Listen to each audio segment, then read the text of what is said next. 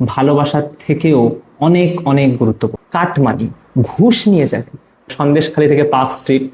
আচ্ছা, আপনাকে যদি আমি বেছে নিতে বলি দুটো অপশনের মধ্যে, নাম্বার 2, আপনি চান সবাই আপনাকে প্রচন্ড ভালোবাসুক, আর নাম্বার 1, আপনি চান সবাই আপনাকে ভয় পাক, তাহলে আপনি কোনটা বেছে নেবেন? খুব ঠান্ডা মাথায় ভেবে চিন্তে ডিসাইড করুন, কারণ এটা লাইফের একটা খুব গুরুত্বপূর্ণ প্রশ্ন। এই প্রশ্নের উত্তর দিয়েছেন নিকোলো মাকিয়াভেলি, যাকে বলা হতো চাণক্য অব দ্য ওয়েস্ট, মানে ইউরোপের চাণক্য, পৃথিবীর একজন সর্বকালের সেরা কূটনীতিবিদ। এই উত্তরটার মধ্যে যে মনোবিজ্ঞানটা আছে সেটা আপনার সম্পর্ক, আপনার চাকরি, আপনার রেপুটেশন সব জায়গাকে সমানভাবে প্রভাবিত করে।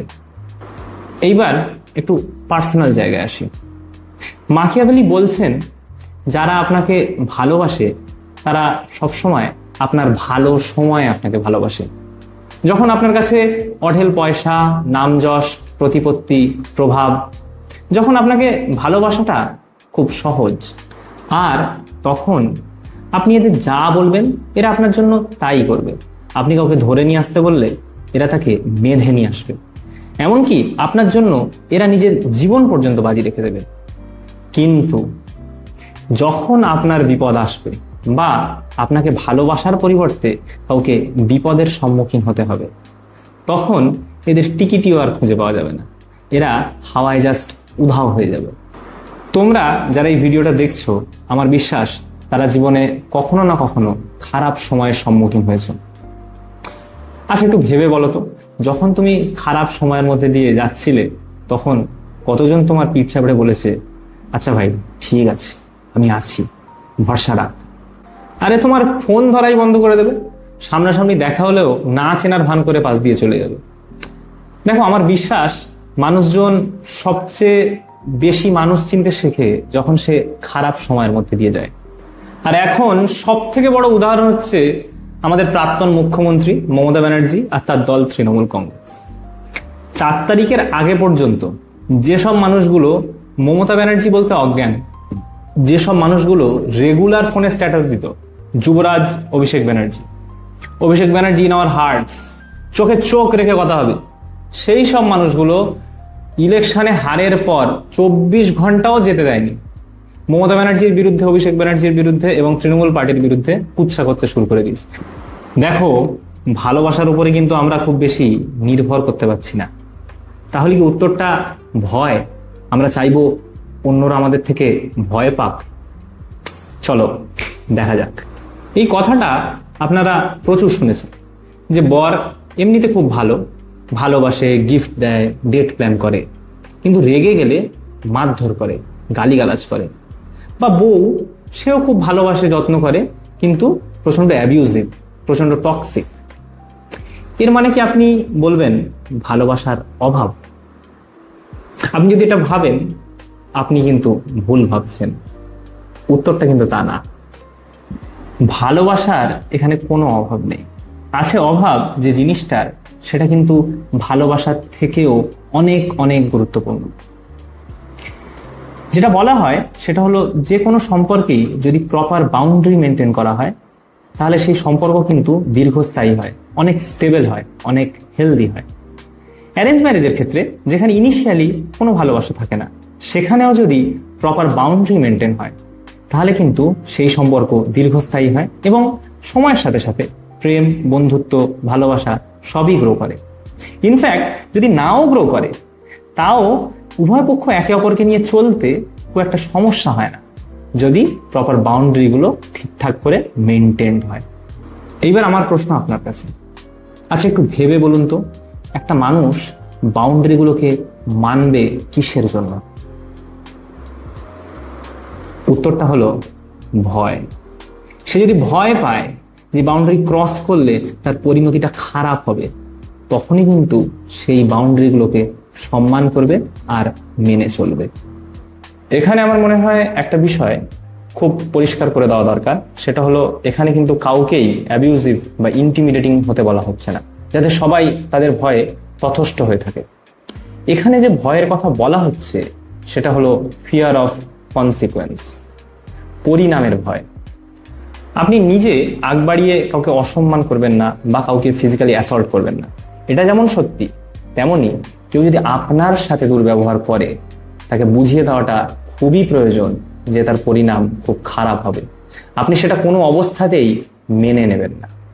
এবং আগ বাড়িয়ে কাউকে অসম্মান করা বা অ্যাবিউজ করা এটা ভীষণই অন্যায়, এবং এটা করলে আপনার কিন্তু প্রচন্ড ক্ষতি হওয়ার একটা সম্ভাবনা থাকে, যেটা আমি গ্র্যাজুয়ালি কিছুক্ষণ পরে এক্সপ্লেন করে দেবো। কিন্তু এই পয়েন্ট এখন আমরা স্টিক করি যে আপনার সাথে যদি কেউ খারাপ করে তাহলে কিন্তু তাকে বুঝিয়ে দেওয়াটা খুবই প্রয়োজন। আর এই ভয়টা মনের মধ্যে থাকলেই সে কিন্তু বাউন্ডারিগুলোকে মেনে চলবে বা রেসপেক্ট করবে। এখানে আপনি বলতে পারেন যে অপরজন যদি খুব ভালো মানুষ হয়, সে যদি আপনাকে প্রচন্ড ভালোবাসে, তাহলে কি সে বাউন্ডারি মানবে না? ইনফ্যাক্ট তাকে তো বোঝানোরও দরকার নেই বাউন্ডারি কি, সে তো এমনি আপনাকে প্রচন্ড সম্মান করবে বা ভালোবাসবে। এখানে আপনি কিন্তু 100% সঠিক। কিন্তু মাকিয়াভেলি ঠিক একটা উল্টো কথা বলছেন, তাকে আমি কোট করব।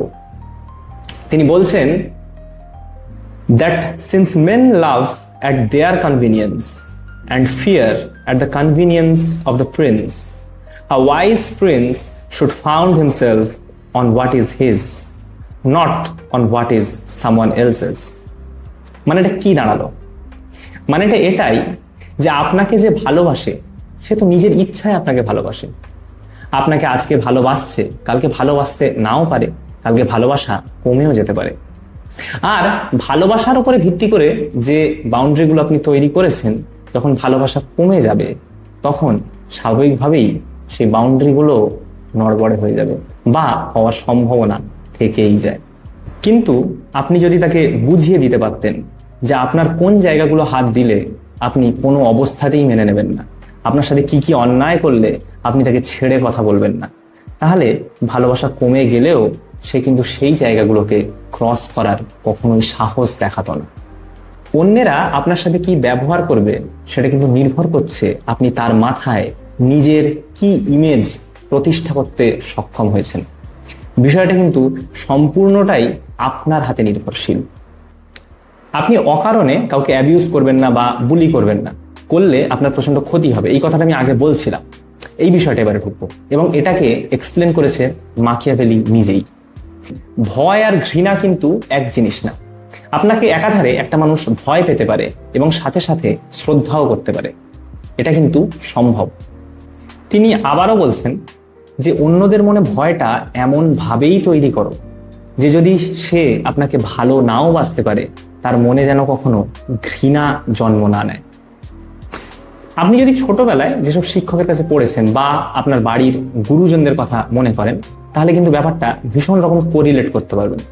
তাদের মধ্যে সবার ক্ষেত্রেই আমার বিশ্বাস যে এমন কেউ ছিল যাদেরকে আমরা প্রচন্ড ভয় পেতাম, কিন্তু সাথে সাথেই প্রচন্ড শ্রদ্ধাও করতাম এবং প্রচন্ড মানতামও। তাহলে কিভাবে অন্যদের মনে ভয় থাকার সত্ত্বেও শ্রদ্ধাটা তৈরি করবেন? এখানে মাকিয়াভেলি 3টে পয়েন্ট বলেছেন। পয়েন্ট নাম্বার 1, কখনো কারোর রুজি রুটি, কারোর সম্পত্তিতে অন্যায়ভাবে হাত দেবেন না। পয়েন্ট নাম্বার 2, কখনো কারোর বাড়ির মেয়ে বা ফ্যামিলি মেম্বারদের সাথে অন্যায় করবেন না। ইনফ্যাক্ট যদি আপনার কাছে সুযোগ থাকে তাদেরকে প্রোটেক্ট করার চেষ্টা করবেন। আর পয়েন্ট নাম্বার 3, কখনো কাউকে অকারণে অ্যাবিউজ করবেন না বা শাস্তি দেবেন না। যদি কাউকে অ্যাবিউজ করেন বা শাস্তি দেন, তার পিছনে যেন যথাযথ একটা এক্সপ্লেনেশন থাকে, একটা যেন যুক্তি থাকে। আপনাকে আগে বলেছিলাম যে অকারণে কাউকে অ্যাবিউজ করবেন না, করলে আপনার ক্ষতি হওয়ার একটা সম্ভাবনা থাকে। সেটার এক্সপ্লেনেশনটা কিন্তু এই পয়েন্টগুলোতে আছে, যে আপনি যখনই অকারণে কাউকে অ্যাবিউজ করছেন বা কাউকে শাস্তি দিচ্ছেন, সে কিন্তু আপনার প্রতি প্রচন্ড ঘৃণা পুষে রাখে এবং সে পরে ষড়যন্ত্র করে আপনার বিরুদ্ধে প্রতিশোধ নেওয়ার জন্য। তাহলে এই জিনিসগুলো থেকে সবসময় একটু দূরে থাকার চেষ্টা করবেন। এইবার বিষয়টা কিন্তু ভীষণ ইন্টারেস্টিং। আপনি যদি কম্পেয়ার করেন মাকিয়াভেলির 16th সেঞ্চুরির শিক্ষা আর এই বছর তৃণমূল কংগ্রেসের ল্যান্ডস্লাইড ডিফিট, আপনি একটা খুব সুন্দর মিল পাবেন। অনেক কারণ ছিল ইলেকশনে তাদের ডিফিটের, আপনি বলতে পারেন সেটা একটা হতে পারে SIR, হতে পারে রিলিজিয়াস পলিটিক্স। কিন্তু এই যে ল্যান্ডস্লাইড ডিফিট, এটা কিন্তু বিজেপির লোকেরাও এক্সপেক্ট করেন। সেটার অন্যতম কারণ হচ্ছে ঘৃণা, যে আর যাই আসুক আমি এদেরকে ক্ষমতায় রাখবো না, এদেরকে আমরা ঘৃণা করি। এবং এই যে ঘৃণাগুলো এদের প্রতি মানুষের তৈরি হয়েছে, তার অন্যতম কারণ এরা কিন্তু এই তিনটে পয়েন্টকেই একেবারে এগ্রি করেন। চলুন বিষয়টাকে একটু মিলিয়ে দেখি।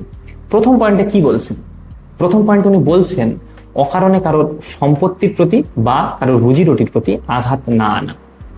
দেখুন, শিক্ষকদের চাকরি চুরি, যখন তখন জমি দখল, কাটমানি, ঘুষ নিয়ে চাকরি, প্রত্যেকটা ক্ষেত্রেই এই বিষয়টাকে কিন্তু ডিফাই করা হয়েছে। এইবারে দ্বিতীয় পয়েন্ট, মেয়েদেরকে সম্মান দেওয়া আর মেয়েদেরকে রক্ষা করা।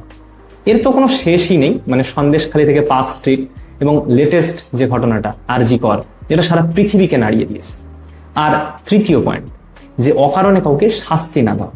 আপনি যদি দেখেন যে উকিল, ডাক্তার, শিক্ষক, এদের উপরে যখন তখন লোকাল নেতারা দাদাগিরি ফলানো, গালিগালাজ করা, মারধর করা এবং যখন তখন তাদেরকে পানিশমেন্ট পোস্টিং, ফলস কেস, যত রকম ভাবে তাদেরকে হ্যারাস করা যায়, প্রত্যন সরকার তা কিন্তু করেছেন এবং তৃতীয় পয়েন্টটাকেও সর্বক্ষেত্রে ডিফাই করেছেন। দেখুন, রুলিং পার্টিকে সবাই ভয় পায়, তাদের গভর্নমেন্ট, তাদের পুলিশ প্রশাসন, তাদেরকে সবাই ভয় পায়।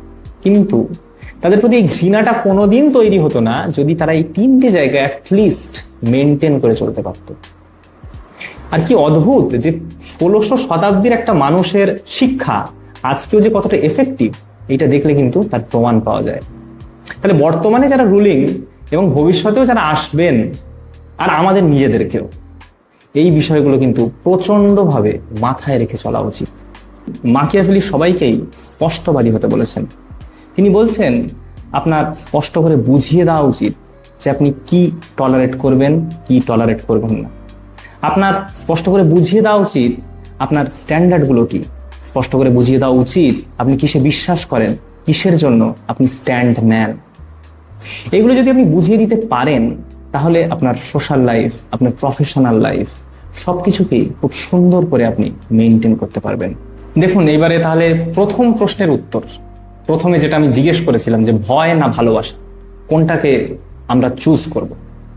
মাকিয়াভেলি তার লেখা দ্য প্রিন্স বইতে এর উত্তর দিয়েছেন। তিনি বলছেন যে একটা আদর্শ রাজাকে সবসময় ভয় আর ভালোবাসার মধ্যে একটা ব্যালেন্স মেনটেন করে চলা উচিত। কিন্তু যদি কখনো কোনো অবস্থাতে এই দুটোর মধ্যে কোনো একটাকে বেছে নিতে হয়, তাহলে ভয় 100 বারের মধ্যে 100 বারই একটা বেটার চয়েস। মাকিয়াভেলি বলছেন কখনো নিজের মূল্যবোধের সাথে কোনো অবস্থাতেই কম্প্রোমাইজ করবেন না।